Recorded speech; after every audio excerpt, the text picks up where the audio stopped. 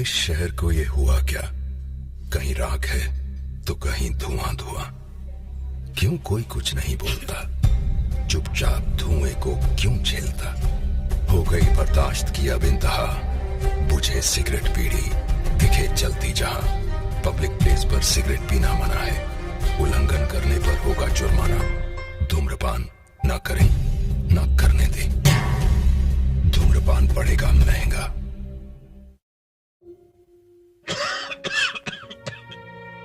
खुशी कौन नहीं चाहता, लेकिन किस कीमत पर? धूम्रपान महंगा पड़ता है। धूम्रपान आपके लिए हानिकारक है और आपके चाहने वालों के लिए भी। धूम्रपान पड़ेगा महंगा।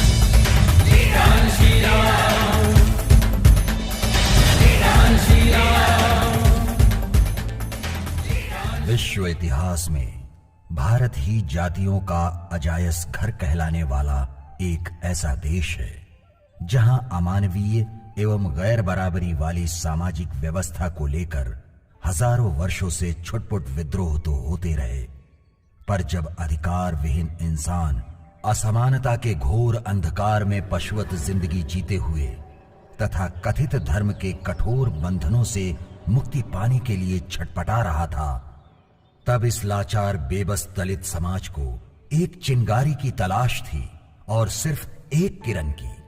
समय ने करवट ली, घोर अंधकार की काली रात व्यतीत हुई और हुआ नया सवेरा।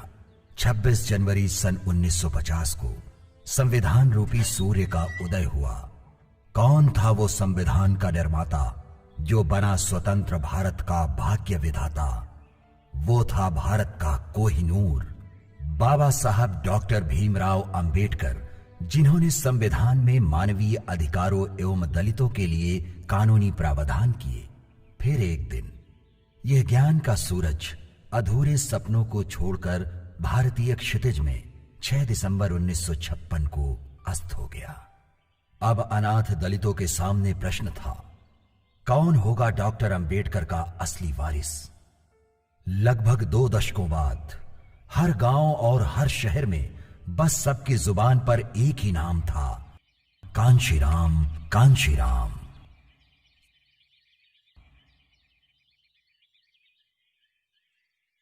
मानवर कांशीराम साहब के बचपन का सवाल है जी। इनके पिता का नाम हरि सिंह था, सिख परिवार से थे जी, और वो बचपन से ही बड़े स्वाभिमानी जी व्यक्ति थे। वो किसी सामाजिक बंधनों में नहीं बंधना चाहते थे। काशीराम साहब जी का जन्म 15 मार्च 1934 में खुआसपुर गांव, जिला रोपड़, पंजाब में हुआ।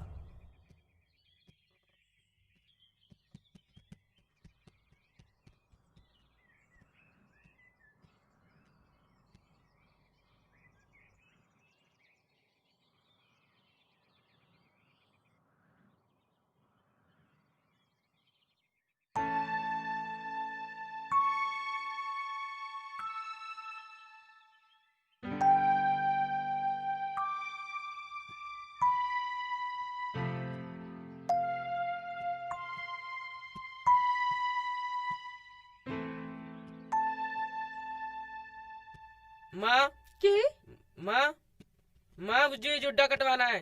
कशिया, ये क्या कह रहा है तू?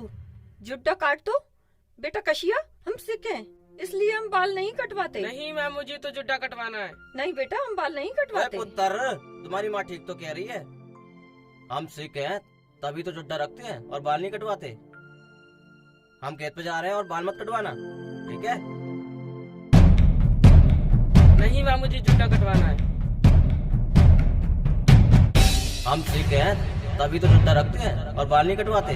हम सिख हैं तभी तो जुड्डा रखते हैं और बाल नहीं कटवाते। हम सिख हैं तभी तो जुड्डा रखते हैं और बाल नहीं कटवाते।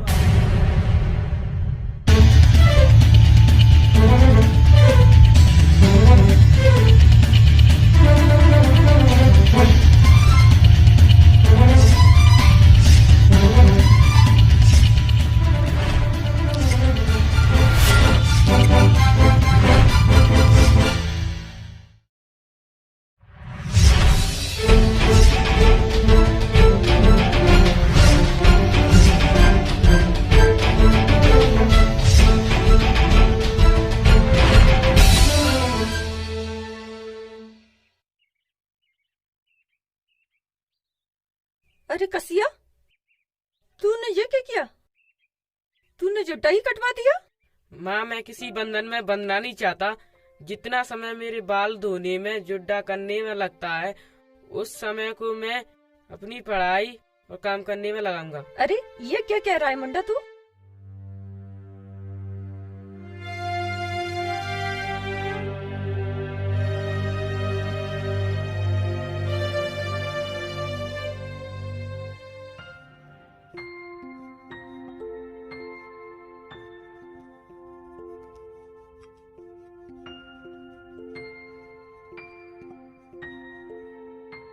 पुत्र, अच्छे से पढ़ाई वढ़ाई करना, हमारा भी नाम रोशन करना और अपना भी नाम रोशन करना।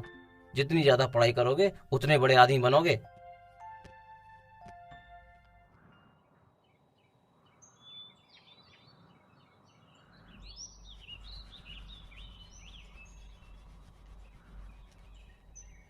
काशीराम साहब पढ़ाई के साथ साथ काम करने एवं कुश्ती लड़ने में बड़े ही माहिर थे।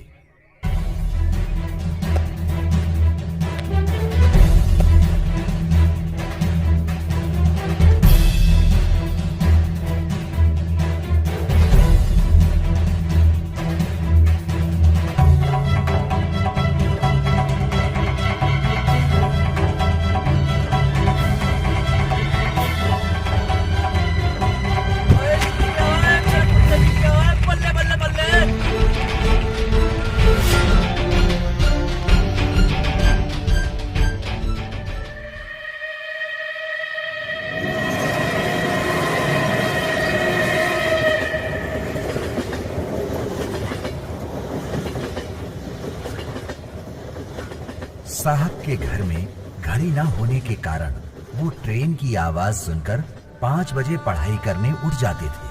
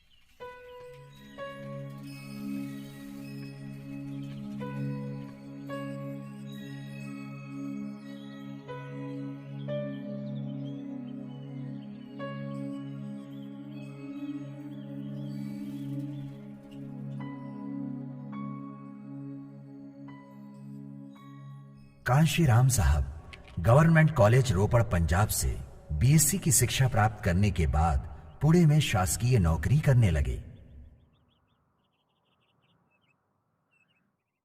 मैं तुम्हारे रोजगार के नारे से तंग आ गया हूँ। साहब मुझे छुट्टी चाहिए, बस अपने महापुरुषों की जयंती पर छुट्टी चाहिए। धीरे भाना, क्या चाहिए तुम्हें? नौकरी या अम्बेडकर जयंती की छुट्टी?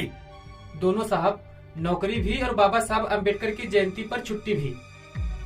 ये मेरा संवैधानिक अधिकार है और मैं इसे लेकर ही रहूंगा। देखो दीना माना, तुम राजस्थान के हो, अम्बेडकर तो महाराष्ट्र के महारों के थे और महार आंदोलन से पीछे हट गए।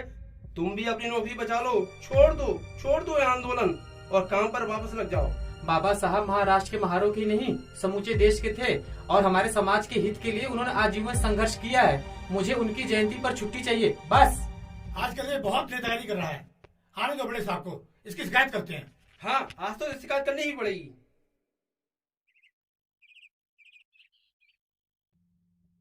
साहब नमस्ते सर।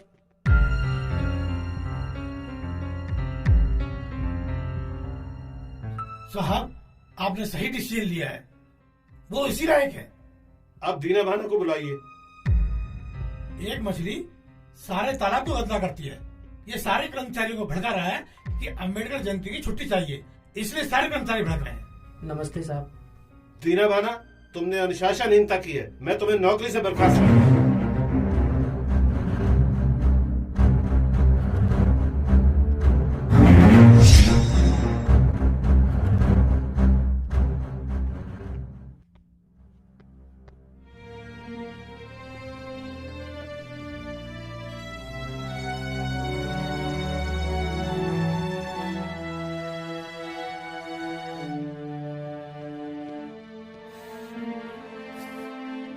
क्या हुआ अंदर दीना भाना? काफी शोर हो रहा था और तुम्हारी आंखों में इतनी आंसू क्यों हैं? मुझे बड़े साहब ने नौकरी से निकाल दिया। नौकरी से निकाल दिया? लेकिन क्यों? क्योंकि मैंने अपने महापुरुषों की जयंती पर छुट्टी मांगी साहब, इसलिए। और इतने बड़े अधिकारी से तुम्हें डर नहीं लगा? अरे डरता क्यों साहब, मैंने कोई चोरी थोड़ी की थी। मैंने तो बस अपने महापुरुषों की जयंती पर छुट्टी मांगी थी। अच्छा आप बताओ साहब, क्या अपने महापुरुषों की जयंती पर छुट्टी लेना हमारा अधिकार नहीं है? दीना भाना, अधिकार मांगे नहीं जाते हैं, छीने जाते हैं। मांगी तो सिर्फ भीख जाती है और तुम हो के अधिकार मांग रहे हो। तो फिर इस अन्याय के खिलाफ मैं कोर्ट में जाऊंगा साहब। उसके लिए वकील करना पड़ेगा। इतने पैसे हैं तुम्हारे पास? 10 रुपए महीने का मैं दे सकता हूँ साहब। आओ चलो मेरे साथ।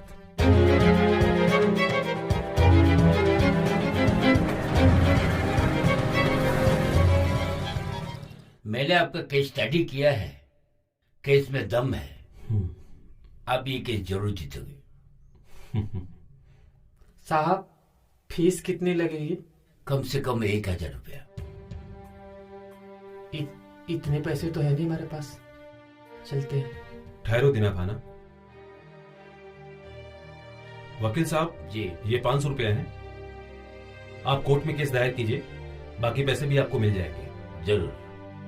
धन्यवाद। चलो दीना। नमस्ते साहब, मैं तो आपका कुछ नहीं लगता ना, फिर भी आपने मेरी इतनी मदद क्यों की? जानते हो दीना भाना, वो हर लोग मेरे अपने हैं जो अपने अधिकारों के लिए लड़ते हैं। तुम चिंता मत करो, ये लड़ाई सिर्फ तुम्हारी ही नहीं मेरी भी है, और जब तक मैं तुम्हारी बहाली नहीं करा दूंगा चैन से नहीं बैठूंगा। चलो। सर, मानवर साहब का जो पहला आंदोलन था राजनीति की तरफ, तो कब उन्हें लगा कि मुझे समाज के प्रति, समाज के लिए आंदोलन करने चाहिए, समाज को एकत्रित करके जो देश में उन्होंने मिसाल कायम की, और फर्स्ट जो उनका आंदोलन था, मतलब उन्होंने अपने आंदोलन की शुरुआत कहां से की? मानवर कांसीराम साहब ने दीना भाना के द्वारा विरोध करने पर, प्रशासन का विरोध करने पर सस्पेंड किया गया। उसको लेकर के मानवर कांसीराम साहब मंत्री के पास गए। मंत्री ने बहाली का आश्वासन दिया, न्याय देने का आश्वासन दिया, और इसके बाद दीना भाना को न्याय मिला भी। दीना भाना बहाल हुए, और इधर उनसे प्रेरणा लेकर मानवर कांसीराम साहब एक प्रकार की प्रेरणा, एक 4th क्लास का कर्मचारी, उसने जो संघर्ष किया, मानवर साहब ने सोचा कि 4th क्लास का कर्मचारी डॉक्टर अंबेडकर के विषय में जानता है, तो उनके साथी खापर्डे ने, डी.के. खापर्डे नाम था, एनिहिलेशन ऑफ द कास्ट, मानवर कांसीराम साहब को पुस्तक दी। उससे प्रेरणा लेकर वो बेचैन होने लगे।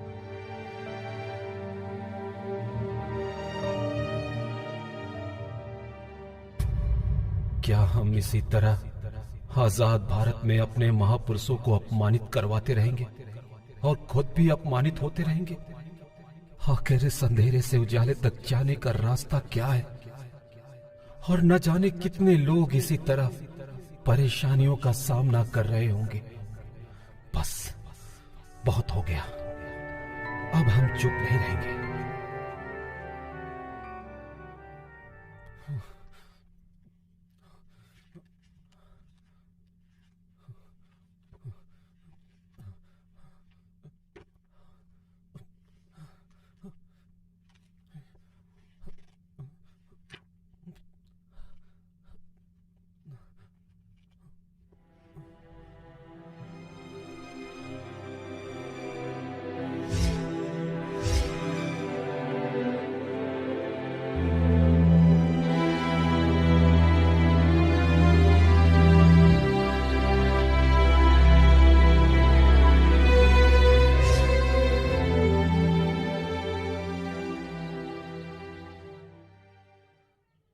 भाइयों, मैं आप सबसे पूछना चाहता हूं कि बाबा साहब ने सब कुछ इस दीना भाना के लिए किया था, जो इनकी जयंती पर अवकाश के लिए सिर्फ इन्हीं ने प्रयास किया, जिसके फलस्वरूप इनको बर्खास्त कर दिया गया। अरे आज हम लोग सरकारी नौकरी कर रहे हैं, वो बाबा साहब की ही देन है। यहां तक कि हमारे घरों में जो पानी पिया जा रहा है वो भी बाबा साहब की ही देन है। इस नाते हमारा एक फर्ज बनता है कि जिन बाबा साहब के लिए दीना भाना ने प्रयास किया है, हमें हर हालत में दीना भाना को बहाल करवाना है, और इसके लिए कल हम मंत्री जी के बंगले पर मिल रहे हैं। मैं आप सबसे निवेदन करता हूं कि आप सब ज्यादा से ज्यादा संख्या में अपने पूरे समाज को इकट्ठा करे और वहां पर आए। वो ज्ञापन दीना भाना की बहाली के लिए होगा। धन्यवाद। भाइयों, आज हम जिस मुद्दे के लिए यहाँ पर जुटे हैं वो कोई छोटा मोटा मुद्दा नहीं है, वो एक बहुत ही गंभीर विषय है। दीना भाना को जिस तरह से बाहर किया गया है ये एक अपराध है, ये बहुत ही गंभीर विषय है। दीना भाना को बाहर किया जाना सिर्फ इसलिए कि उन्होंने हमारे बुद्ध जयंती पर, बाबा साहब की जयंती पर अवकाश मांगा। अगर आज ये अत्याचार जो दीना भाना पर हो रहा है हमने अपनी आंखों से देखा, तो एक दिन अपने ऊपर भी ये अत्याचार हमें देखना पड़ेगा। इसी तरह आप कुचले जाओगे, कोई आपके लिए खड़ा नहीं होगा, आपको स्वयं अपने लिए खड़ा होना पड़ेगा। अगर आपको एक नेतृत्व चाहिए तो मैं खड़ा हूं आपके साथ।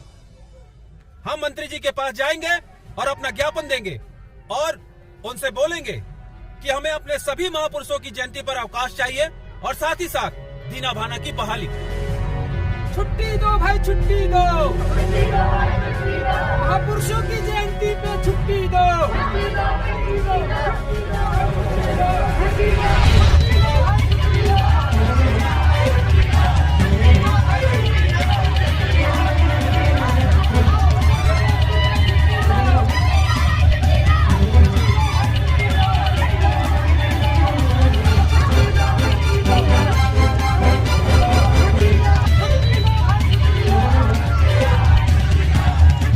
हाँ बताइए क्या बात है?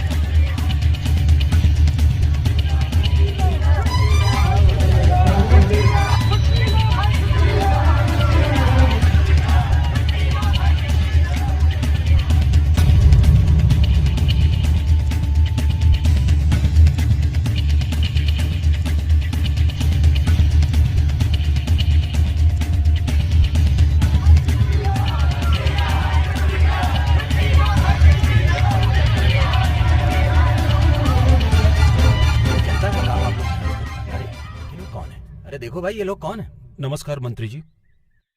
नमस्कार मंत्री जी, हम लोगों की समस्याएं सुन लीजिए। कैसी समस्याएं हैं आप लोगों की? मंत्री जी, मैं आपसे निवेदन करता हूं कि हमारे महापुरुषों की जयंती पर हमें अवकाश चाहिए। हमारे दीना भाना ने इस अवकाश को मांगा तो उन्हें नौकरी से बर्खास्त कर दिया गया। मंत्री जी, अन्याय है। हमें अवकाश चाहिए और इसके साथ साथ दीना भाना की बहाली चाहिए। मंत्री जी, मैं आपसे निवेदन करता हूं कि आप इन दोनों को दीजिए, आपकी बहुत बहुत कृपा होगी। आप चिंता मत करिए, इस केस की उच्च स्तरीय जांच कराई जाएगी और आपको इंसाफ मिलेगा और जो दोषी अधिकारी होंगे जिन्होंने आपके साथ ये घिनौना कृत्य किया है उनको अवश्य सजा दी जाएगी। आप लोग इस बात से बिल्कुल निश्चिंत रहिए।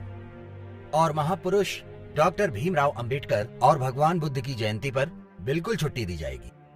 और रही बात आपकी नौकरी की, जो भी मुझसे उचित बन सकेगा मैं पूरी तरह से कोशिश करूंगा कि आपको बहाली मिल जाए। अब आप निश्चिंत होकर अपने घर जा सकते हैं। मैं आपका काम कर दूंगा, आप निश्चिंत रहिए।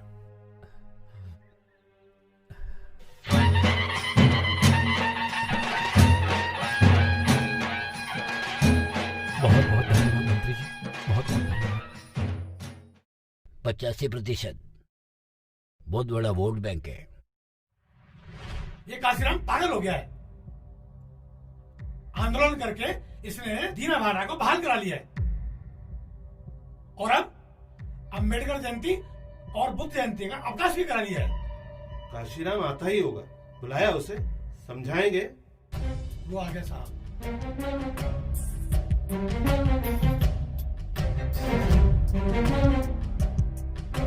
ये आपने मुझे बुलाया? काशीराम, तुम्हें अपने काम से काम रखना चाहिए। दीना भाना चतुर्श्रेणी कर्मचारी है, एक अधिकारी और कर्मचारी का क्या मेल? मेरा और उसका सबसे बड़ा मेल ये है कि वो चूड़ा भंगी है और मैं चमार, और हम दोनों की तो राजिया भी एक है। और जिसने मेरे भाई की तरफ बुरी निगाह डाली मैं उसकी आंखें निकाल लूंगा। चलता हूं। देखा साहब,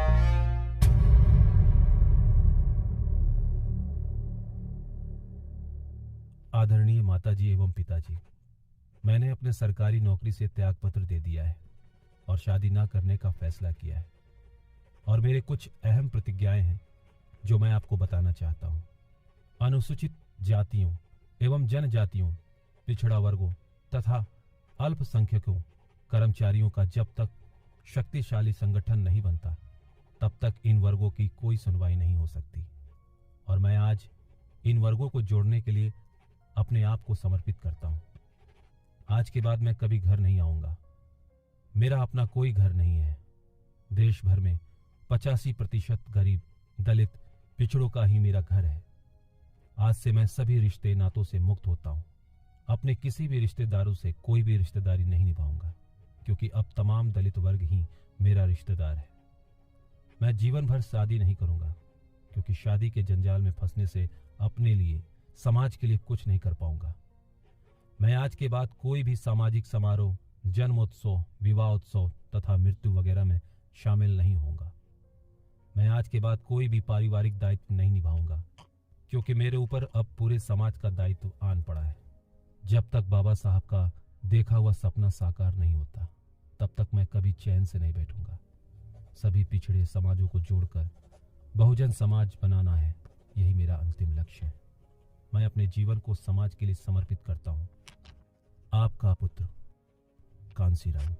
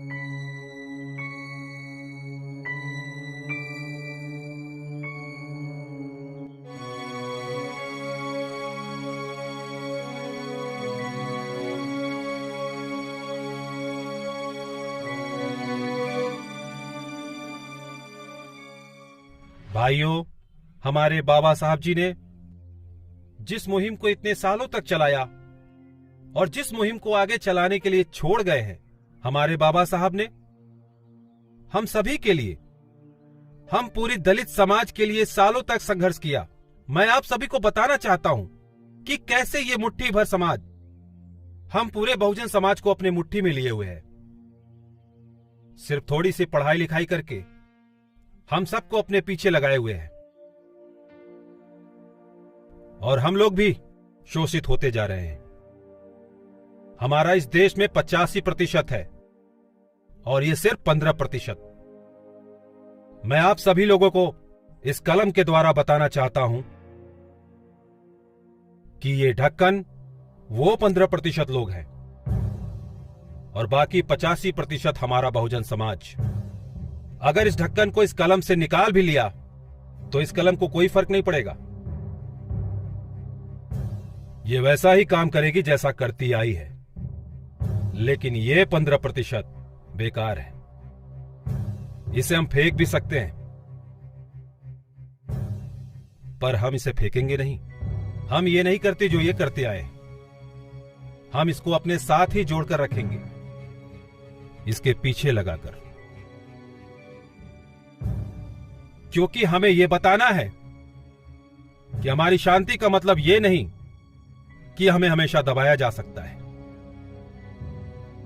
जिस दिन यह बहुजन समाज खड़ा हो गया, इन 15% लोगों को हम इस देश से बाहर फेंक सकते हैं, लेकिन हमने हमेशा भाईचारा चाहा है और हमेशा उसी पे अडिग रहेंगे। लेकिन कभी ये इन लोगों को मौका नहीं देंगे कि ये हमारा हक भी छीन ले। हमें अपना हक अब खुद उनसे छीनना पड़ेगा। भाइयों, आप इस कांसीराम का सहयोग करो। मैं आपसे वादा करता हूं कि वही हक वापस दिलाऊंगा जिसके लिए हमारे बाबा साहब जीवन भर संघर्ष करते रहे। कांसीराम साहब, तुम संघर्ष करो। हम तुम्हारे साथ हैं। कांसीराम साहब, तुम संघर्ष करो। हम तुम्हारे साथ हैं। कांसीराम साहब, तुम संघर्ष करो। हम तुम्हारे साथ हैं। कांसीराम साहब, तुम संघर्ष करो। हम तुम्हारे साथ हैं। कांसीराम साहब, तुम संघर्ष करो। हम तुम्हारे साथ हैं। कांसीराम साहब, तुम संघर्ष करो। हम तुम्हारे साथ हैं।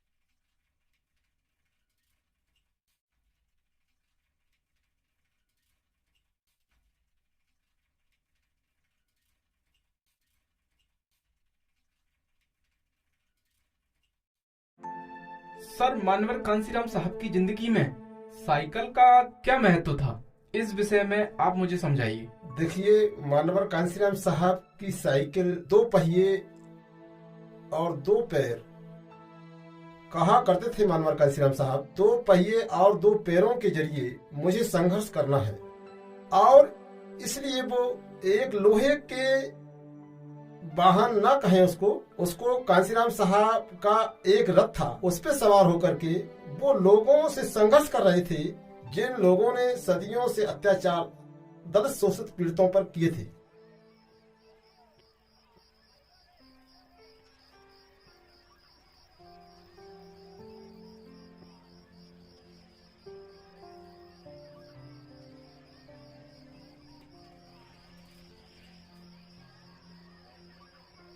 और भाई, क्या हाल है? हाँ जी साहब, ठीक है।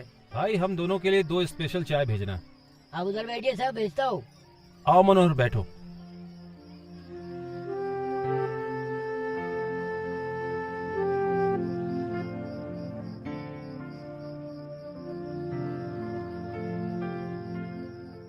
ये लो साहब चाय।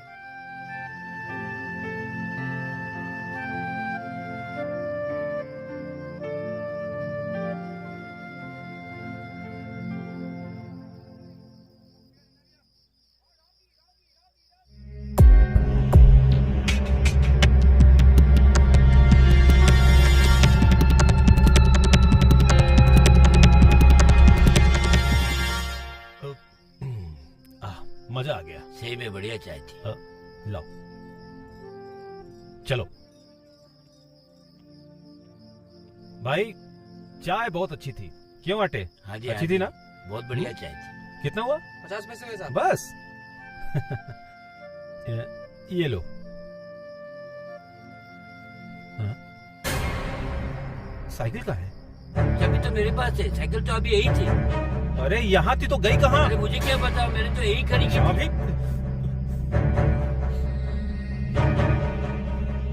इधर आओ। यहाँ साइकिल थी? कैसी साइकिल? मुझे पता नहीं साइकिल ड्राइवर सर। तुझे साइकिल के बारे में नहीं मालूम? सर अभी थाने ले जाकर 2 घंटे पड़ेंगे, तुझे पता पड़ेगा। साइकिल मालूम तुझे कहाँ है? साइकिल कहाँ है?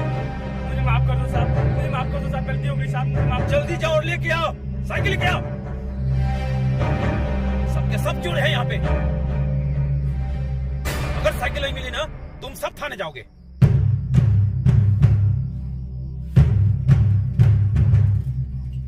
साहब माफ कर दो साहब, साहब पुलिस में मैं ले आया साहब। तुझे शर्म नहीं आई साइकिल चुराते हुए?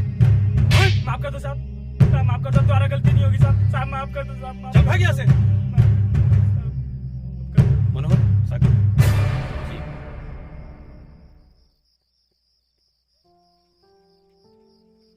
मेरे लिए साइकिल लोहे का बहाना नहीं है, मेरे लिए मेरी मूवमेंट को बढ़ाने का सबसे महत्वपूर्ण साधन है। इसी साइकिल पर सवार होकर मैं बहुजन समाज की मूवमेंट को बनाने के लिए घूमता हूँ। अगर ये साइकिल मेरे पास नहीं होगी तो मूवमेंट आगे बढ़ाने में परेशानी होगी, इसलिए मैं परेशान हो गया था।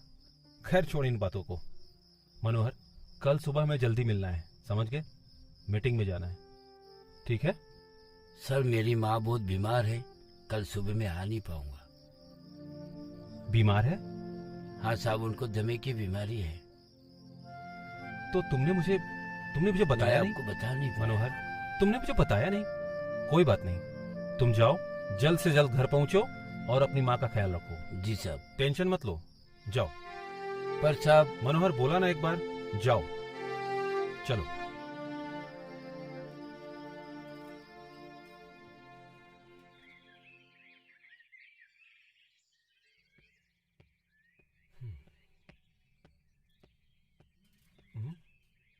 अरे हवा निकल गई।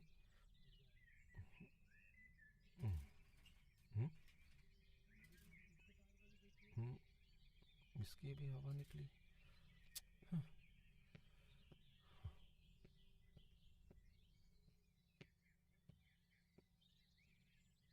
मनोहर आटे, मनोहर आटे। हाँ? तुम्हारे पास कुछ पैसे हैं क्या? पैसे नहीं, मेरे पास तो नहीं है। क्यों? अरे मेरी साइकिल पंक्चर हो गई है, उसे ठीक कराना है, 5 पैसे तो लगेंगे ही ना। लेकिन मेरे पास तो 5 पैसा नहीं है। देख यार, इधर उधर पड़े होंगे। देखता हूँ।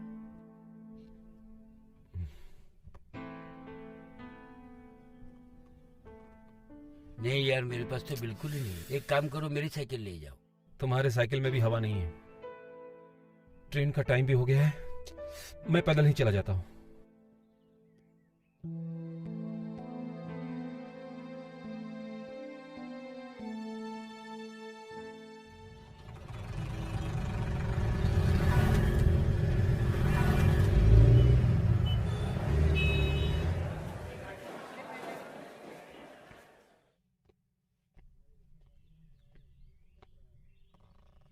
कांसीराम, तुम्हारे घर से पत्र आया है।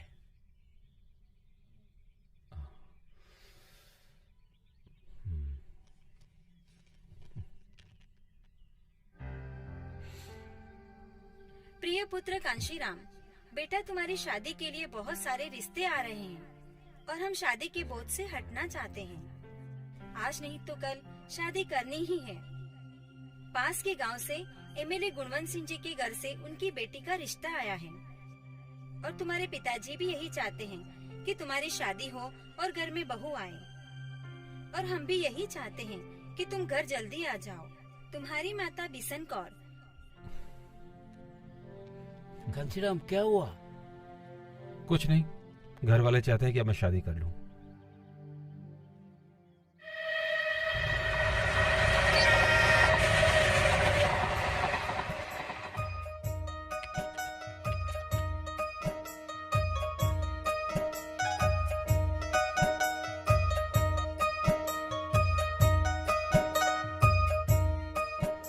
अरे अभी तक आए नहीं है वो लोग। आ आ जाएंगे, टाइम क्या हुआ है अभी, इंतजार कीजिए, थोड़ा समय लगता है। लो आ गए। सत श्री अकाल जी, सत श्री अकाल। नमस्कार। नमस्कार नमस्ते। जी, आइए बैठिए। आप उत्तर आगे आ जा। बैठिए, आप भी बैठिए।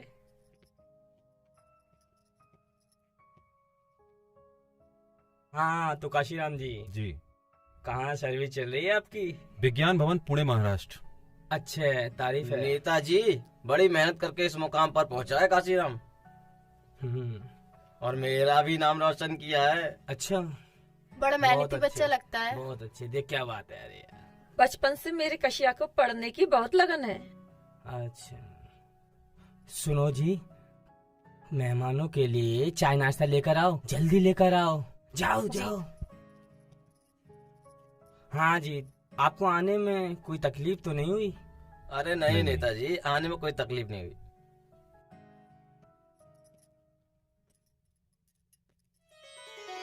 आओ, रखो।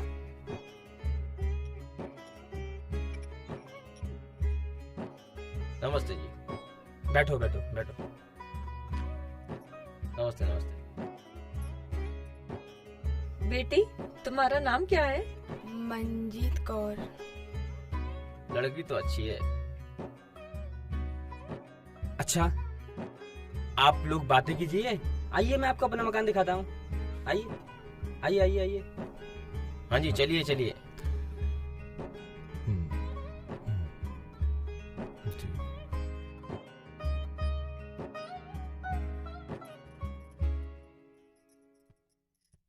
आप पुणे में नौकरी करते हैं?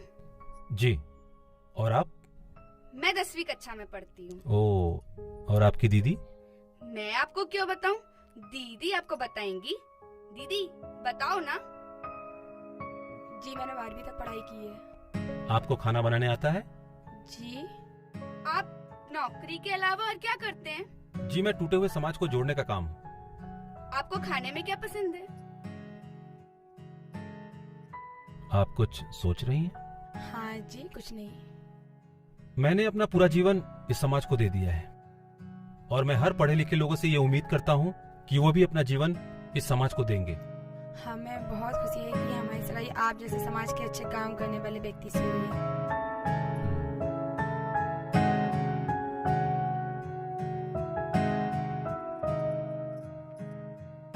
आइए आइए, बैठिए।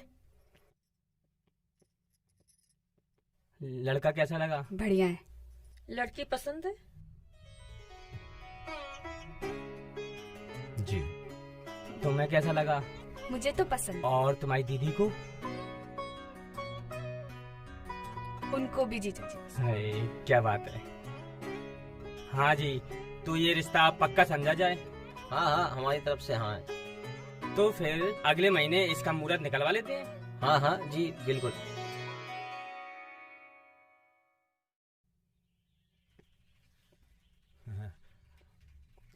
जय भीम साहब। जय भीम। कैसे हैं आप लोग? सर्दी ज्यादा पड़ रही है, आप बाबूजी कोट खरीद लीजिए अपने लिए। हाँ, बात तो आप सही कह रहे हो, सर्दी बढ़ गई है, कोट लेना पड़ेगा। जय भीम। जय भीम। जय भीम।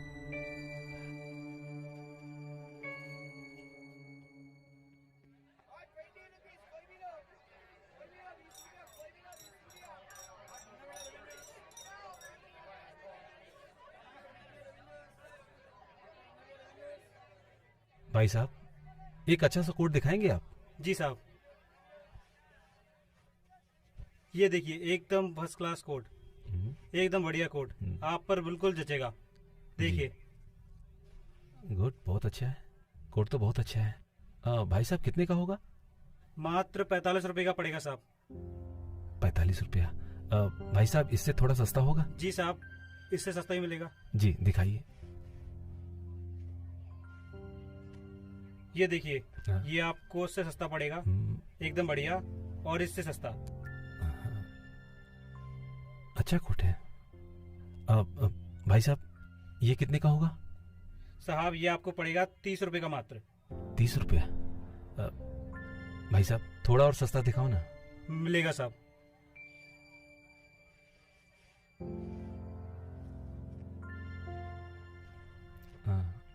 ये आखिरी कोट है साहब। ये भी अच्छा है। भाई साहब ये कितने का होगा? साहब ये आपको पड़ेगा मात्र 25 रुपए का। 25 रुपये। भाई साहब इतने पैसे नहीं है मेरे पास, थोड़ा और सस्ता मिल जाता तो। साहब ये साहब हमारी दुकान का सबसे सस्ता कोट है। अब इससे सस्ता कोट तो हमारे पास नहीं है। इससे सस्ता कोट अगर आपको चाहिए तो पीछे मरघट खाना बना है, आप वहां जाइए और वहां से खरीद लिए कोई सस्ता कोट। अरे वाह भाई साहब, आपने तो एकदम पते की बात कही। वहां तो वाकई में सस्ता मिल जाएगा।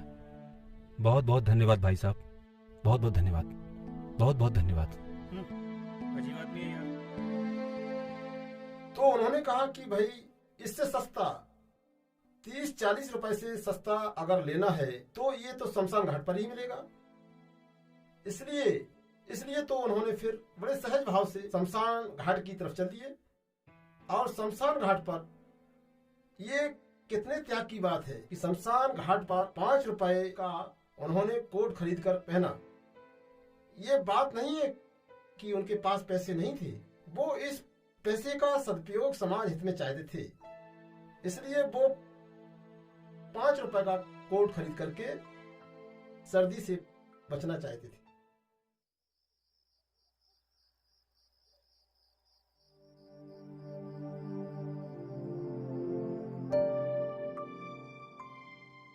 दलित लाचार समाज के लिए कांशीराम साहब का सबसे बड़ा त्याग शादी न करने का फैसला किया।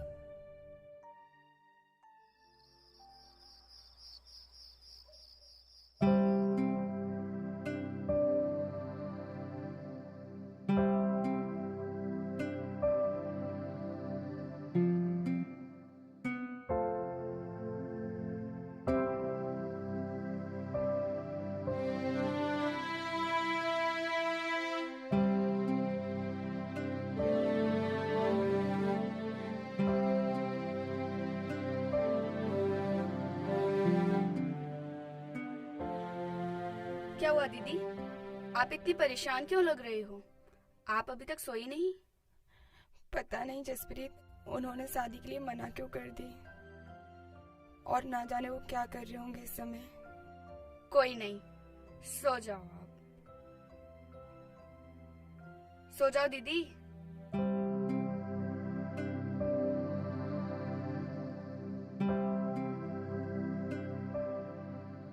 हे रब्बा, उनका ख्याल रखना और वो अपने मिशन में कामयाब हो।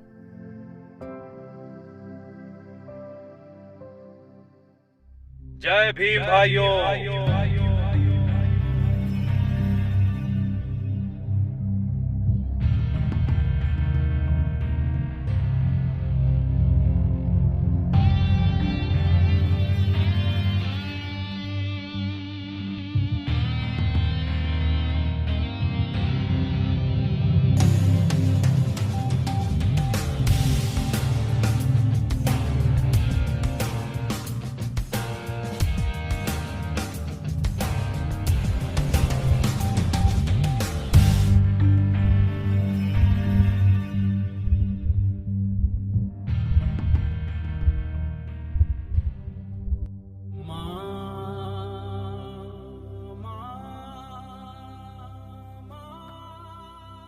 अरे माँ। अरे कशिया, तू हमें बिल्कुल ही भूल गया। तुम्हें हमारी याद नहीं आती? तुम्हारे बापू की क्या दशा हो गई है? तुम्हारी बहन तुम्हें याद करके कितना रोती है। तुम्हारे भाई भी तुम्हें कितना याद करते हैं। तू इतना पत्थर दिल कैसे हो गया? माँ, मैं किसी को नहीं बोला। तेरा जब भी मुझसे मिलने का दिल चाहे तू रैलियों में आ सकती है, और भाई बहनों को भी लेके आ। वो भी तो जाने आखिर उनका भाई किस मुहिम पे है, अपने समाज के लिए क्या कर रहा है। मैं तो चाहूंगा वो लोग हमारा साथ दे माँ। पर माँ, मेरी माँ, मैं बिल्कुल भी पत्थर दिल नहीं हुआ। मुझे आप सबकी याद आती है। अब यही समाज मेरा घर है। तेरे बेटे ने इनके लिए अपने आप को न्यौछावर कर दिया है। अपने बेटे को समझ मां, इस कुर्बानी के लिए तू उसे कमजोर ना बना। मेरी मां, रब तेने सलामत रखे बेटा। आशीर्वाद दे मां।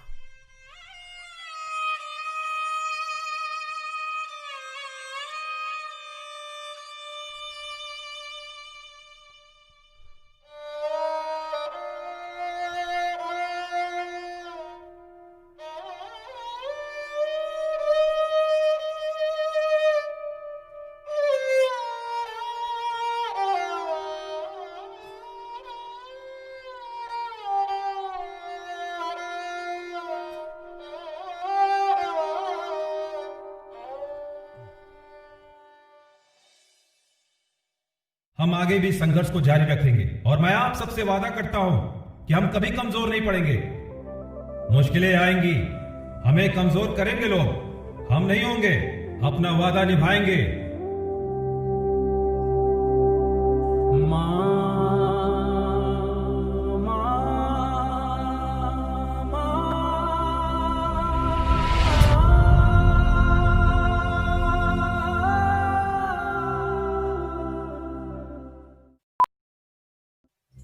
इस शहर को ये हुआ क्या? कहीं राख है तो कहीं धुआं धुआं। क्यों कोई कुछ नहीं बोलता? चुपचाप धुएं को क्यों झेलता? हो गई बर्दाश्त की अब इंतहा, बुझे सिगरेट बीड़ी दिखे चलती जहां। पब्लिक प्लेस पर सिगरेट पीना मना है, उल्लंघन करने पर होगा जुर्माना। धूम्रपान ना करें ना करने दें, धूम्रपान पड़ेगा महंगा।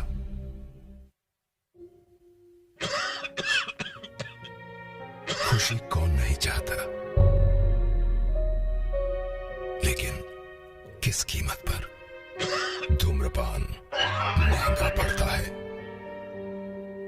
धूम्रपान आपके लिए हानिकारक है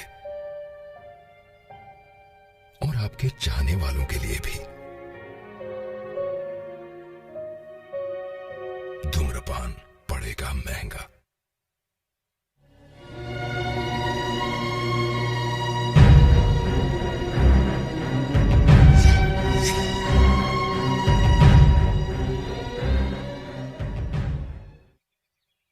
प्यारे हरिजन साथियों, जातिगत पक्षपात सम्मेलन में आप सभी का स्वागत है। आज के हमारे मुख्य अतिथि माननीय मंत्री जी, माननीय दुबे जी और माननीय समाजसेवी बहन जी और हमारे प्रिय हरिजन साथियों, आप सब यहां पर आए इसके लिए मैं बहुत आभारी हूं। अब मैं इस सभा के संबोधन के लिए माननीय मंत्री जी को मंच पर आने के लिए आमंत्रित करता हूं। आइए मंत्री।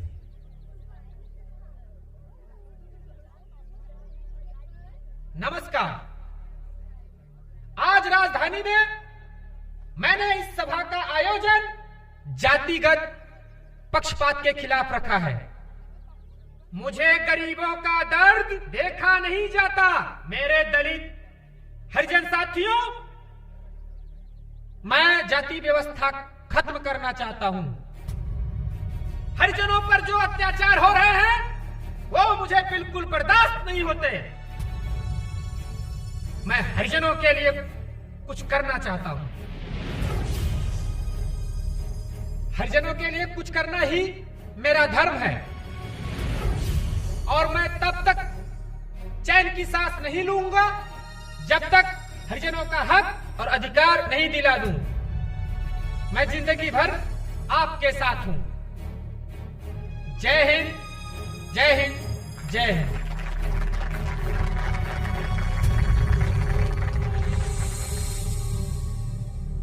भाइयों, अगली कड़ी में मैं माननीय समाज सेवी बहन जी को माइक पर आमंत्रित करता हूं। नमस्कार साथियों। मेरे जहन में कुछ सवाल हैं, अंदर ही अंदर कुछ जलता है, हर मंजर क्यों है यूं बिखरा हुआ, मेरा देश क्यों ना अब बदलता है।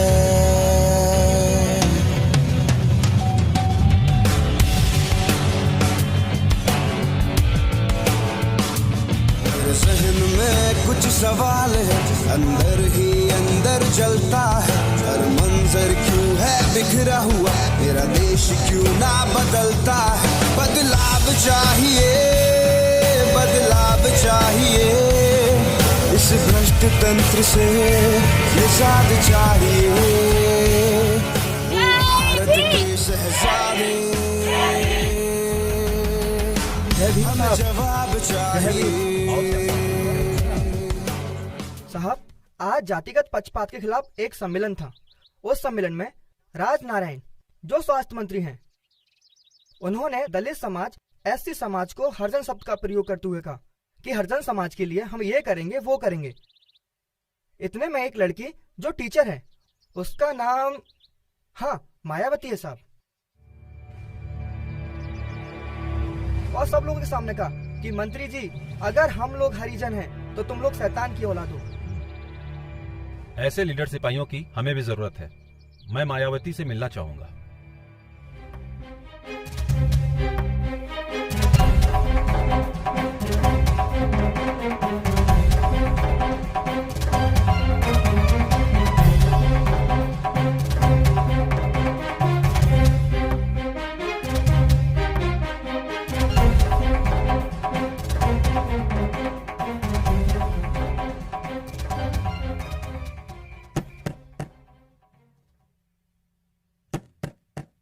माया, देखो तो इतनी देर रात कौन आया है।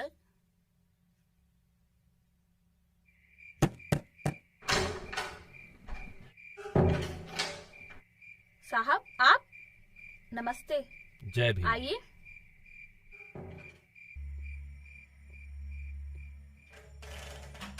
पिताजी, साहब आए। अरे साहब आप? जय भीम। जय भीम। बैठिए। बैठो माया। माया, लगता है तुम्हारी पढ़ाई लिखाई में बहुत रुचि है। आगे क्या बनना चाहती हो? मैं कलेक्टर बनना चाहती हूँ। और कलेक्टर बनकर आगे क्या करना चाहती हो? कलेक्टर बनकर मैं दलित समुदाय की सेवा करना चाहती हूँ। माया, मुझे नहीं लगता कि तुम कलेक्टर बनकर दलित समुदाय की उतनी सेवा कर सकती हो जितना कि तुम सोच रही हो। साहब, आपको ऐसा क्यों लगता है? माया, आज हमारे देश के अधिकांश कलेक्टर और ऑफिसर सिर्फ राजनेताओं की ही सेवा कर रहे हैं। आज हमारे देश में बहुत से कलेक्टर व अधिकारी पैदा होते हैं, पर एक भी ढंग का राजनेता पैदा नहीं हो रहा है। तुम्हारे अंदर दलितों के लिए एक आग है, उनकी सेवा करने का एक जुनून है। अगर तुम चाहो तो मैं तुम्हें इस देश का इतना बड़ा नेता बना सकता हूँ कि इन कलेक्टरों अफसरों की लाइनें तुम्हारे आदेश का पालन करने के लिए बैठी होगी माया, और इस तरह से तुम दलित समाज की सेवा भी कर सकती हो। साहब, मैं पानी लाती हूँ। ठहरो माया, वक्त काफी हो रहा है और रात भी काफी हो गई है। मुझे अब चलना चाहिए। जय भीम।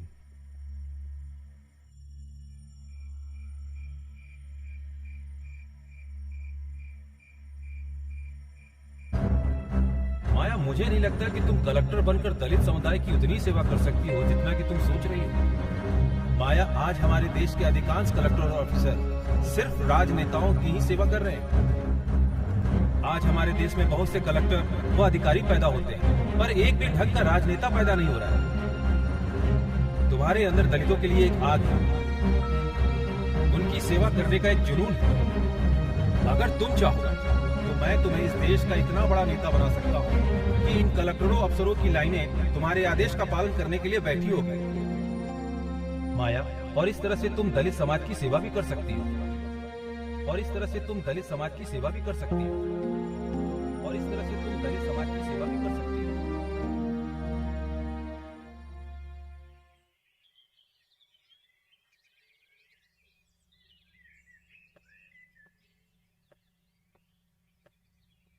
माया, क्या सोचा तुमने काशीराम साहब की बातों पर? पिताजी, साहब की एक बात तो बिल्कुल सही थी। जिस समाज में राजनीतिक दल और नेताओं को निशाने साधने की आदत हो, वहाँ एक सरकारी अफसर का योगदान तो सीमित होकर रह जाता है।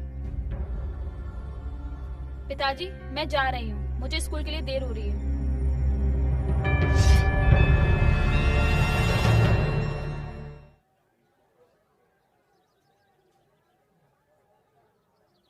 जय भीम।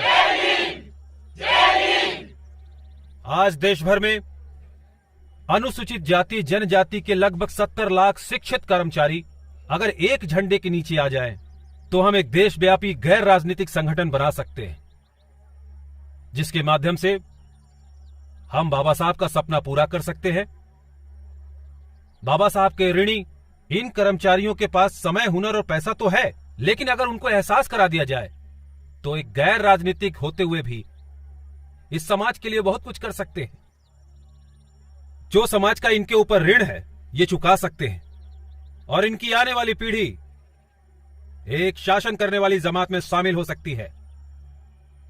तो मैं पूर्ण विश्वास और भरोसे के साथ कहता हूं मेरे भाइयों कि आगे आने वाली कुछ वर्षों में इस सत्ता की मास्टर चाबी हमारे हाथों में होगी।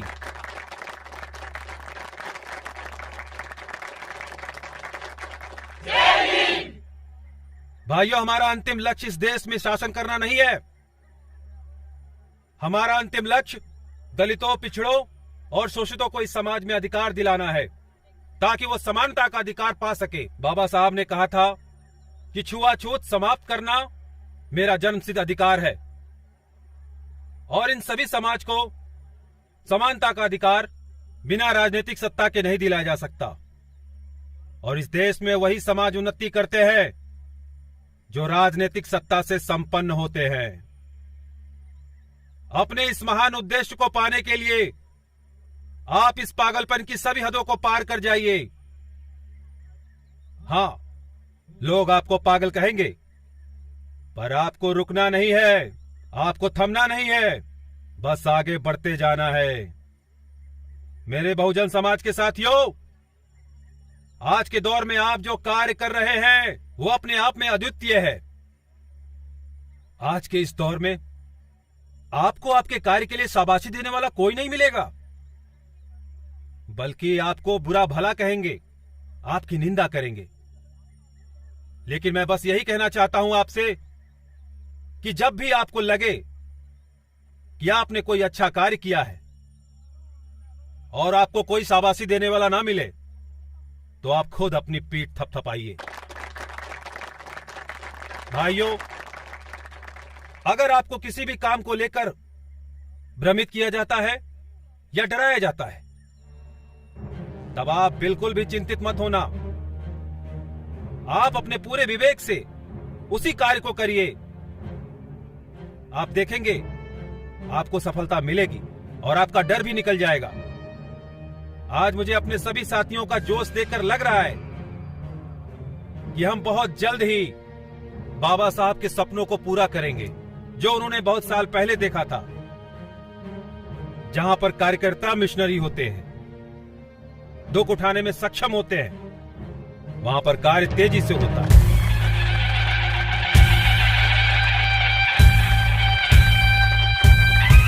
काशीराम जी संघर्ष करो, हम तुम्हारे साथ हैं। काशीराम जी संघर्ष करो, हम तुम्हारे साथ हैं। काशीराम जी संघर्ष करो, हम तुम्हारे साथ हैं।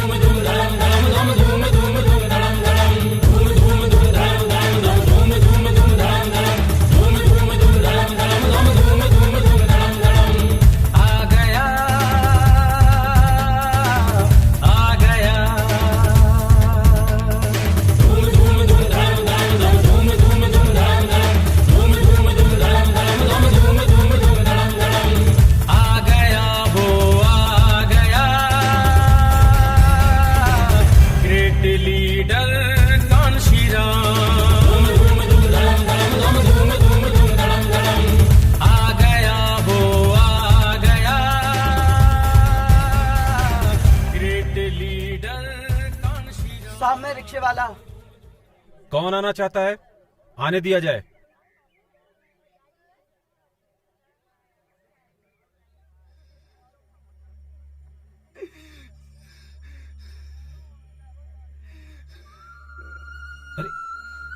क्या कर रहे हो? कौन हो भाई? अरे क्या समस्या है, बोलिए। साहब मैं यहीं पास में रहता हूँ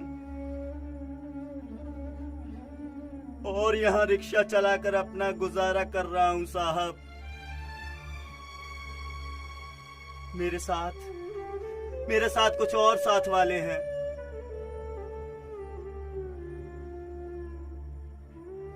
साहब हम सब बहुजन समाज की सरकार चाहते हैं साहब, तभी हमारा भला हो सकता है साहब, तभी हमारा भला हो सकता है। नहीं तो हम ऐसे ही कीड़े मकोड़ों की तरह रेंग के मर जाएंगे साहब, मर जाएंगे। हमने कड़ी मेहनत से सभी साथी ये धन एकत्रित करके लाए हैं साहब जी, इन्हें स्वीकार करो, इन्हें स्वीकार करो, इन्हें स्वीकार कर लो। हाँ बिल्कुल सही है, ये सही बोल रहे हैं साहब। इसकी बातों पे ध्यान दीजिए साहब, एक ऐसी सरकार बनना जरूरी है।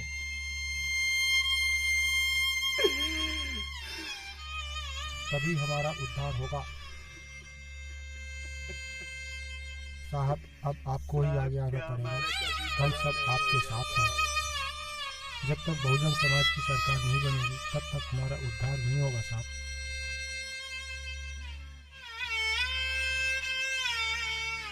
हम सब बहुत परेशान हैं।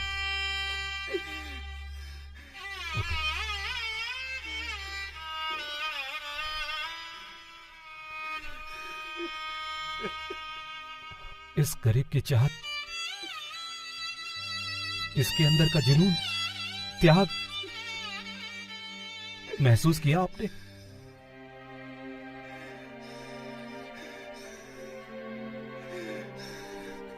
हमारा वर्ग किस हद तक शोषित हुआ है।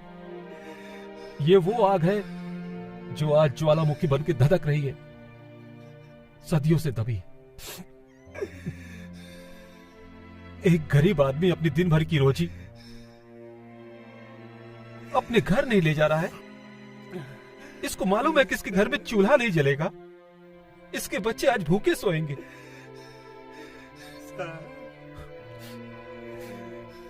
अपने समाज को देख रहा है, अपने समाज के लाखों बच्चों को देख रहा है, देख रहा है कितने और भूखे सोते हैं। इतना बड़ा त्याग, इतना बड़ा बलिदान तो भगवान भी नहीं छोड़ सकता। चाचा आप देख रहे हो ना, आप देख रहे हो ना, ये क्रांति आई है, युग बदल रहा है। हमें खड़ा होना आ गया है, हमें लड़ना आ गया है। मुझे तुम पे गर्व है। ग्रेट लीडर कांशीराम,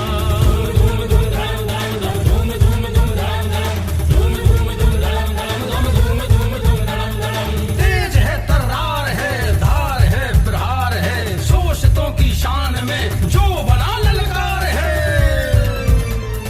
राजनीति में किया कमाल, चलता है शेरों की चाल, जो सदियों से थे कंगाल किया उसी ने मालामाल। ढोंगी सरकारों को वो सबक सिखाता है, राजनीति की दुनिया में तूफान लाता है। अरे ऐसा लीडर है जो सोती कौम जगाता है, अरे एक नोट और एक वोट का पाठ पढ़ाता है। जो जख्मों पे मरहम लगाए, अधिकार सबको दिलवाए, जो जख्मों पे मरहम लगाए, अधिकार सबको दिलवाए। सच बोला होकर निडर, वो कहलाया, वो कहलाया।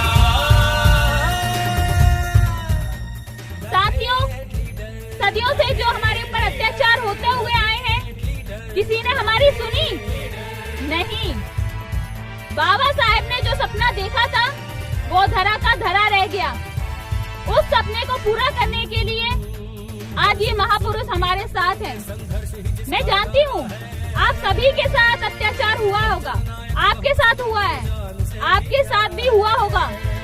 मैं आपसे वादा करती हूँ, अगर आप सब लोग हमारे साथ कदम से कदम मिलाकर चलेंगे तो एक दिन पूरे देश में हमारी सरकार बनेगी।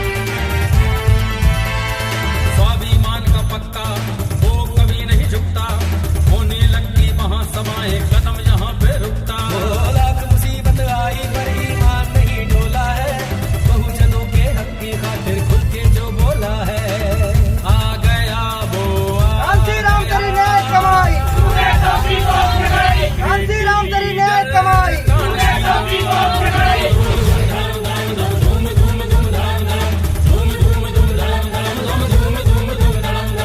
छोड़ नौकरी वैज्ञानिक की राजनीति में आया, भीम कारवा भीम का जिसने आगे खूब बढ़ाया। दो पहिया दो पैर का गाना गांव गांव में गाया, मजलूमों ने समझा जिसको अम्बेडकर का साया। लड़ी लड़ाई निर्धनों की जिसने पूरे मन से, करी रैलियां घूम घूम के छोटे संसाधन से। वो है ग्रेट लीडर, वो है ग्रेट लीडर, वो है ग्रेट लीडर, वो है ग्रेट लीडर, वो है ग्रेट लीडर।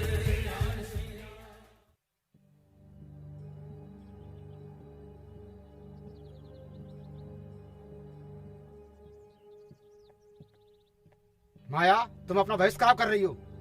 छोड़ दो काशीराम जी का साथ और अपनी नौकरी और पढ़ाई पर ध्यान दो।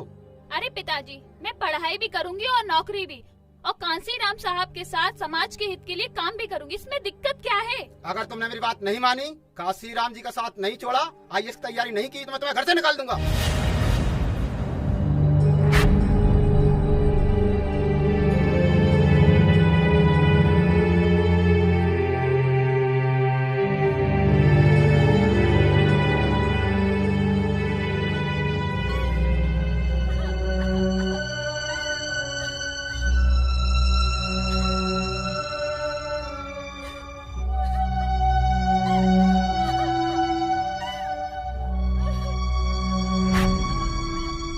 तुम्हारे अंदर दलितों के लिए एक आग है, उनकी सेवा करने का एक जुनून है।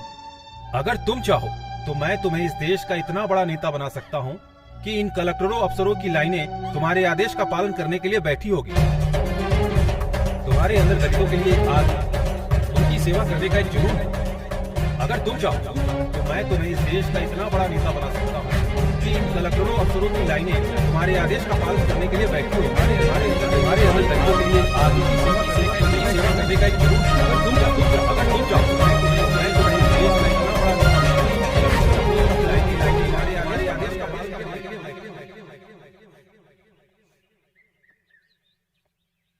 पिताजी, मुझे माफ कर देना। मैं दलित समुदाय के लिए काम करना चाहती हूँ।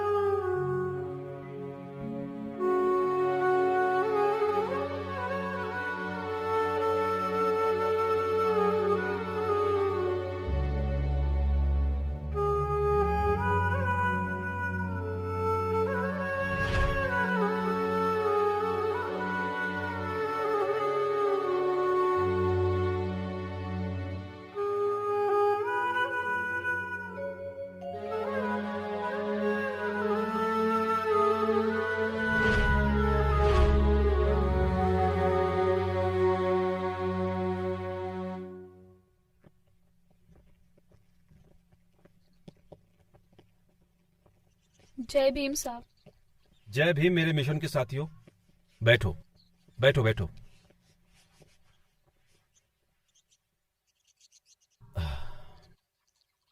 क्या हुआ माया, इतना दुखी क्यों हो? साहब, मैंने घर छोड़ दिया है। घर छोड़ दिया? लेकिन क्यों? साहब, पिताजी कहते हैं या तो सब छोड़कर IAS की तैयारी करो या घर छोड़ दो। इसलिए मैंने घर छोड़ दिया, क्योंकि मैंने फैसला कर लिया है मैं अपने समाज के लिए अपना सारा जीवन समर्पित करती हूँ। माया, मुझे तुम पर गर्व है और हम दोनों मिलकर अपने समाज की तरक्की के लिए कुछ भी करेंगे और अंबेडकर जी का सपना पूरा करेंगे। सदियों से दलित समाज के उत्थान के लिए संघर्षरत कांसीराम साहब को बहन मायावती के रूप में एक नया अवतार मिला, जिसके माध्यम से कांसीराम साहब और बहन मायावती ने दलित समाज और बहुजन समाज की एकता को एक सूत्र में बांधने का प्रयत्न शुरू किया।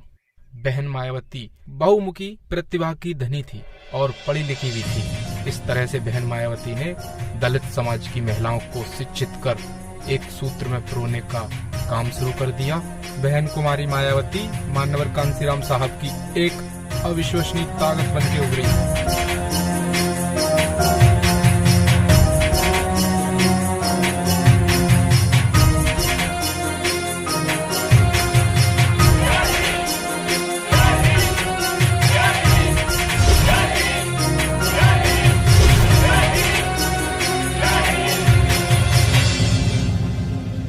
शहर आगरा में आज से बहुत साल पहले 18 मार्च 1956 में बाबा साहब ने कहा था कि मेरे चारों तरफ ऐसे लोगों की भीड़ जमा है जो सिर्फ अपना ही पेट भरने में लगे हुए हैं।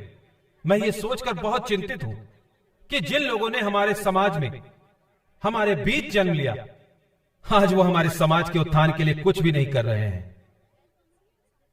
वो तो सिर्फ अपनी परेशानियों को दूर करने में लगे हुए हैं कि वो खुद अपनी समस्या नहीं सुलझा पा रहे हैं, तो वो कैसे अपने समाज के दूसरे भाइयों की समस्या सुलझाएंगे।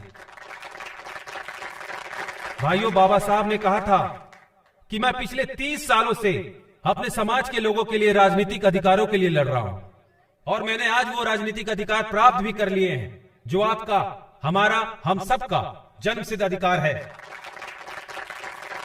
बाबा साहब ने कहा था कि मैंने संसद और विधायिका में आप सब लोगों के लिए आरक्षण का प्रावधान कर दिया है और साथ ही साथ आप लोगों के बच्चों के लिए शैक्षणिक अधिकार भी दिलवाए। अब आप लोग तरक्की की राह में आगे जा सकते हैं। अब आप लोगों का फर्ज बनता है कि इस देश में फैला हुआ और इन सभी समाज को, भाइयों, अभी आपका फर्ज बनता है कि इस देश से आर्थिक, सामाजिक और शैक्षणिक असमानता को दूर करने के लिए आप सबको प्रयास करना चाहिए। भाइयों, ये DS4 दलित शोषित समाज संघर्ष समिति और कुछ नहीं, बस बाबा साहब के पद चिन्हों पे आगे बढ़ने का मार्ग है। भाइयों, मैं बस यही चाहता हूं कि बाबा साहब ने हमारे समाज के उत्थान के लिए जो सपना देखा है, बस मैं उसे पूरा कर सकूं। अगर आप लोगों का सहयोग मिला तो यह सपना बहुत जल्द पूरा होगा। जय भीम भाइयों, जय भीम, जय भीम, जय भीम, जय भीम। नमस्ते कांसीराम जी, किस किस समाज के लोग आपसे नहीं जुड़े हैं? सर, क्षत्रिय, ब्राह्मण और बनिया छोड़ के हर कोई DS4 है। कांसीराम जी, एक आखिरी सवाल और। मंदिर और मस्जिद को लेकर इस समय काफी दंगे हो रहे हैं, इस विषय में आपकी क्या राय है? पत्रकार महोदय जी, मंदिर और मस्जिद हमारा कभी मुद्दा न था, न कभी होगा। हमारा मुद्दा तो सिर्फ रोजी और रोटी है और इस बारे में मैं सिर्फ यही कहना चाहता हूं कि मंदिर मस्जिद आपका सवाल और रोटी कपड़ा मेरा सवाल। जय भीम।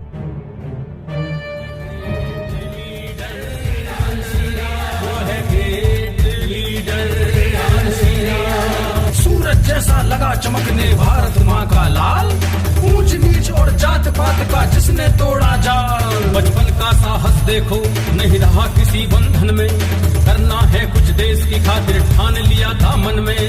तोड़ दिए सब रिश्ते नाते, छोड़ी अपनी मिट्टी, जीवन भर ना घर आऊंगा लिख दी माँ को चिट्ठी। वो है ग्रेट लीडर, वो है ग्रेट लीडर, वो है ग्रेट लीडर, वो है ग्रेट लीडर।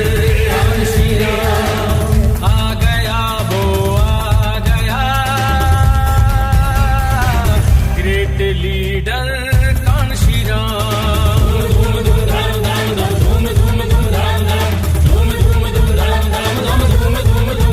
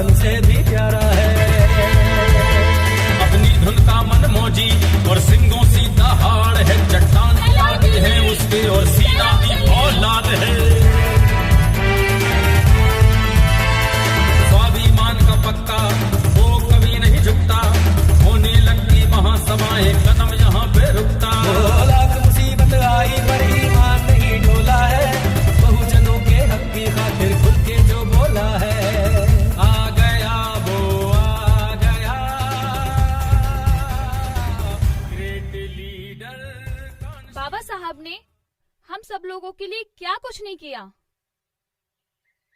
उन्होंने अपनी आखिरी सांस तक हम सब लोगों के लिए कुर्बान कर दी। उसी को पूरा करने के लिए माननीय कांशीराम साहब हमारे साथ खड़े हुए हैं और हम लोगों को साथ देना चाहिए। जब हम लोग उनके साथ होंगे तभी वो सपना पूरा होगा और हम लोग आगे बढ़ेंगे। हम औरतों को भी उनका साथ देना चाहिए। हमें भी एमएलए बनना है, हमें भी पार्षद बनना है और बढ़ चढ़कर आगे बढ़कर सबका सामना करना है। हमारी जिंदगी ऐसे ही कीड़े मकोड़ों की तरह घुट घुट कर निकल जाएगी।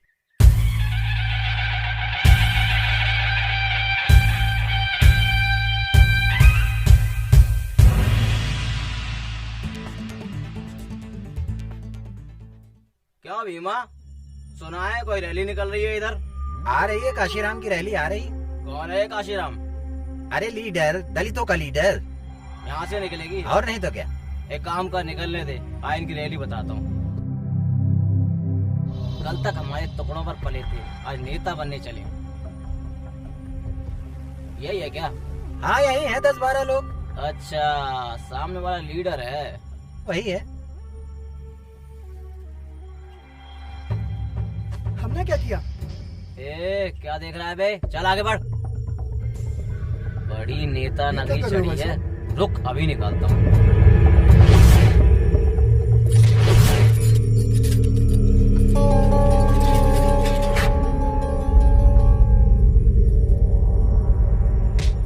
कौन है? अरे भाई क्यों मारा उसे?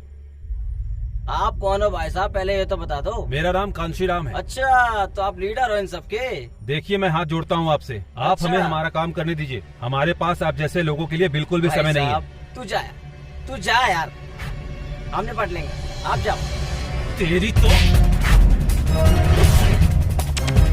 मेरे इलाके में गुंडागर्दी कर रहा है, मालूम है तेरे को?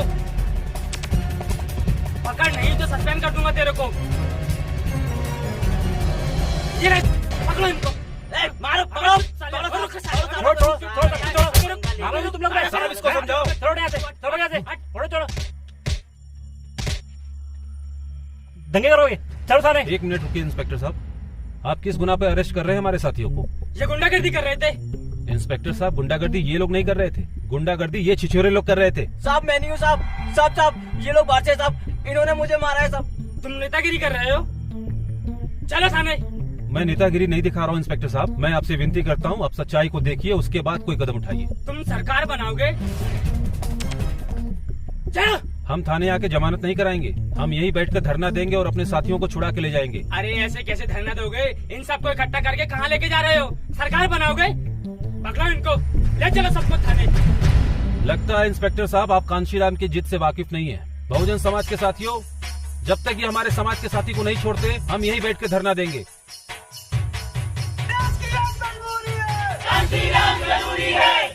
सर छोड़ दो, थाने चलो, उनका संगठन मजबूत दिख रहा है। चलो चलिए सर।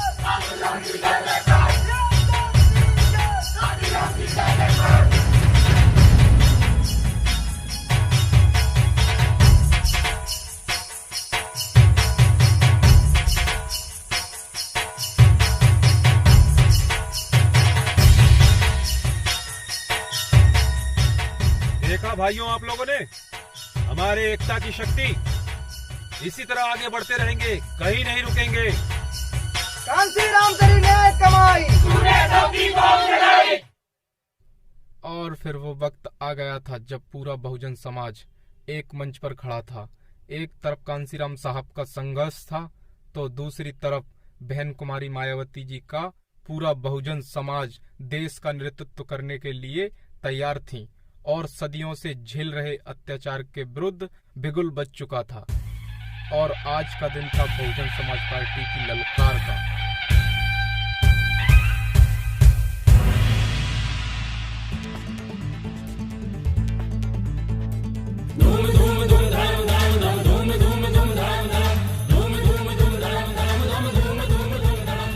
बाबा साहब के जन्म दिवस पर आज बहुजन समाज पार्टी के स्थापना पर उपस्थित सभी साथियों को जय भीम। सबसे पहले बहुजन समाज पार्टी के राष्ट्रीय अध्यक्ष मैं मान्यवर कांशीराम साहब से निवेदन करता हूं कि वो आए और महापुरुषों की छाया चित्र पर माला अर्पण करें।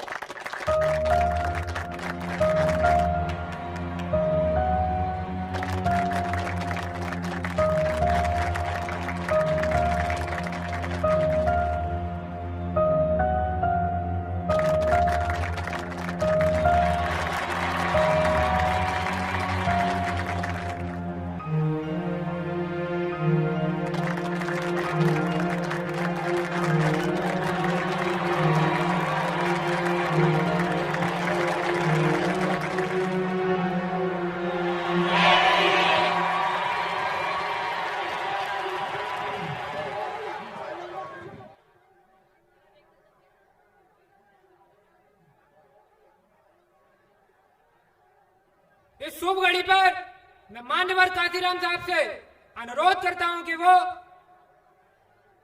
आए और इस सभा को संबोधित करें।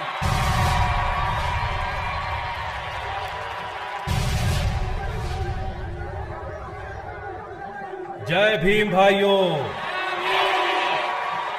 भाइयों, मैं सबसे पहले अपने बहुजन समाज में जन्मे इन महापुरुषों के चरणों में नमन करता हूं। भाइयों, आज आजादी के 37 वर्षों बाद भी हम लोग जानवरों की तरह जी रहे हैं, मगर अब इंसान बनने का वक्त आ गया है। सामाजिक परिवर्तन हमारा प्रमुख उद्देश्य है, हमारा अंतिम उद्देश्य है पूरे भारतवर्ष में राज्य करना। और भाइयों, मांगने वाला नहीं, देने वाला बहुजन समाज बनाएंगे। भाइयों, क्या आपको मालूम है कि सभी दलों की ताकत हमारा ये बहुजन समाज ही है। हमें विकास करना होगा और साथ ही साथ यह साबित करना होगा कि हम बाबा साहब की ही संतान हैं। भाइयों, पूरे भारतवर्ष में 6,743 जातियां हैं, जिन्हें जोड़कर हमने बहुजन समाज बनाया है। आज हर बड़े समाज के लोग बड़े गर्व के साथ कहते हैं कि मैं ठाकुर हूं, मैं ब्राह्मण हूं, मैं वैश्य हूं। हमारे पास क्या बचा है बोलने के लिए? अब हम गर्व से कहेंगे, भाइयों, हम बहुजन समाज के लोग हैं। मेरा तो स्वाभिमानी मिशन है भाइयों, और स्वाभिमानी मिशन कहता है कि 100 साल तक बकरी की तरह मिमिया मिमिया के जीने से अच्छा है एक दिन शेर की तरह दहाड़ के जिया जाए।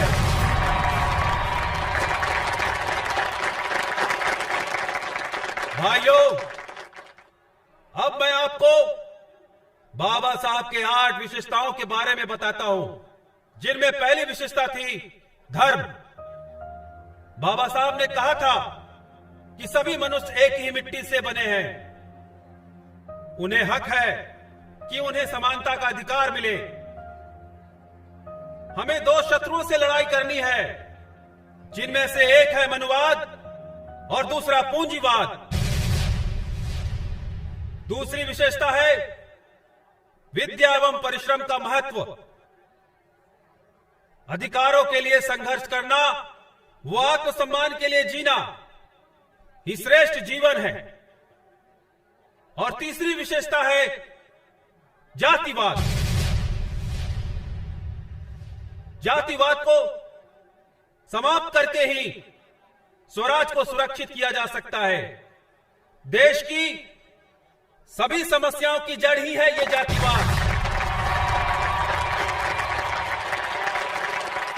चौथी विशेषता के अंतर्गत बाबा साहब ने कहा था कि मैंने जिस समाज में जन्म लिया है, अगर मैं उसी समाज की समस्या हल नहीं कर पाया तो मैं स्वयं को गोली मार लूंगा।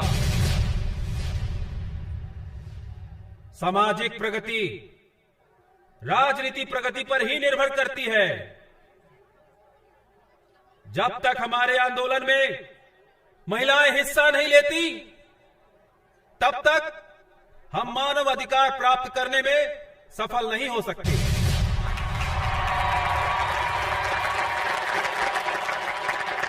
छठवीं विशेषता है राजनीति।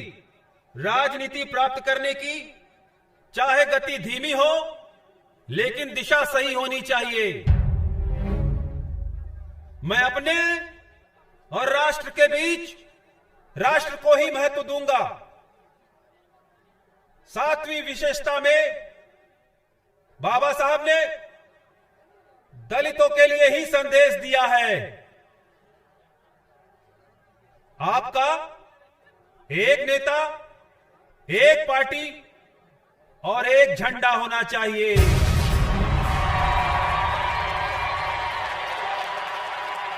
मैं अपने सारे दलित युवाओं से कहना चाहता हूं कि वो शिक्षा और बुद्धि में किसी से कम नहीं है।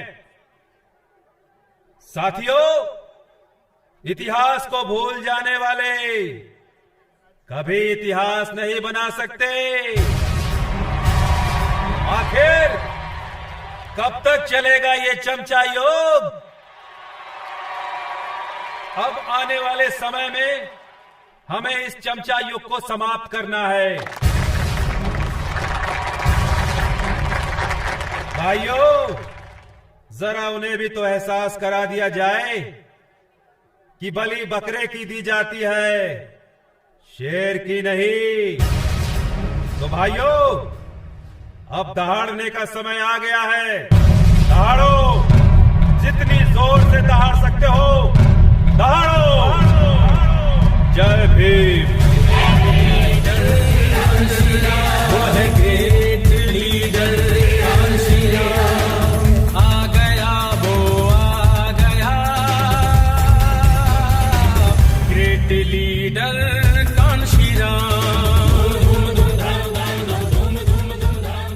अकेला ही चला था मंजिल की ओर। मैं चलता गया और कारवां बढ़ता गया।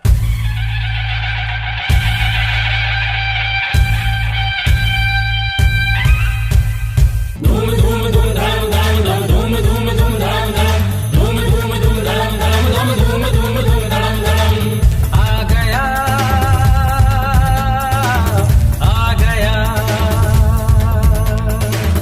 आ गया, वो आ गया। Great leader Kanshiram. धूम धूम धाम धाम धाम धूम धूम धूम धाम धाम। तेज है, तर्रार है, धार है, प्रहार है, शोषितों की शान में जो बना ललकार है। राजनीति में किया कमाल, चलता है शेरों की चाल। जो सदियों से थे कंगाल, किया उसी ने मालामाल। ढोंगी सरकारों को वो सबक सिखाता है, राजनीति की दुनिया में तूफान लाता है। अरे ऐसा लीडर है जो सोती कौम जगाता है। अरे एक नोट और एक वोट का पाठ पढ़ाता है। जो जख्मों पे मरहम लगाए, अधिकार सबको दिलवाए। जो जख्मों पे मरहम लगाए, अधिकार सबको दिलवाए। सच बोला हो कर निकल, वो कहलाया, वो कहलाया।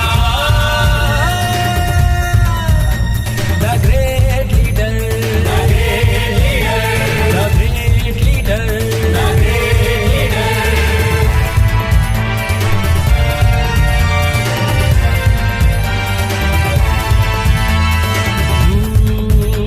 हर जोर जुल्म की टक्कर में संघर्ष ही जिसका नारा है। बहुजन नायक बहुजनों को जान से